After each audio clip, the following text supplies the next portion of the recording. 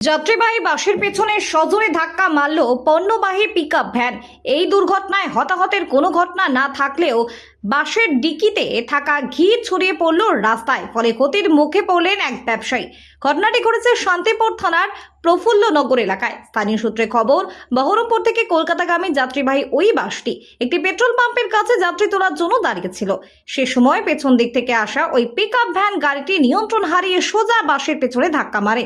দুর্ঘটনার পর দেখা যায় বাসের ডিকিতে থাকা ঘিয়ের একাধিক টিন ভেঙে নষ্ট হয়েছে, ফলে রাস্তায় ঘি ছড়িয়ে পড়েছে। এই দুর্ঘটনার জেরে ক্ষণিক সময়ের জন্য যানজট হলেও পুলিশের হস্তক্ষেপে পরিস্থিতি স্বাভাবিক হয়। কি হয়েছে এখানে ঘটনা? এখানে হয়েছে আপনার এই যে বহরমপুর কলকাতা বাস যাচ্ছে, এখানে হট করে দাঁড়িয়েছে, দিয়ে বুলোরো পিকআপ গাড়ি ওর পিছনে গিয়ে মেরেছে। আর বাসের মধ্যে পুরো ঘি ছিল, ঘি পুরো ছড়িয়ে রাস্তায় একবার পুরো গন্ধই ঝাড় থাকা যাচ্ছে না। এই বাসটা কোন দিক থেকে কোথায় যাচ্ছিল? এটা যাচ্ছিল বহরমপুর থেকে কলকাতা।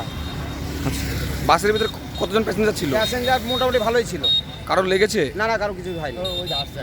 কোন গাড়িটা ক্ষতি হয়েছে বেশি? ক্ষতি হয়েছে বুলোরো গাড়ি। বুলোরো গাড়িটা কোন দিক থেকে কোথায় যাচ্ছিল? বুলোরো গাড়ি বহরমপুর থেকে কলকাতা যাচ্ছে। এটা হয়েছে কোন জায়গা? এটা হয়েছে ফুলিয়া ভারত পেট্রোল পাম্প, প্রফুল্লনগর। প্রফুল্লনগর।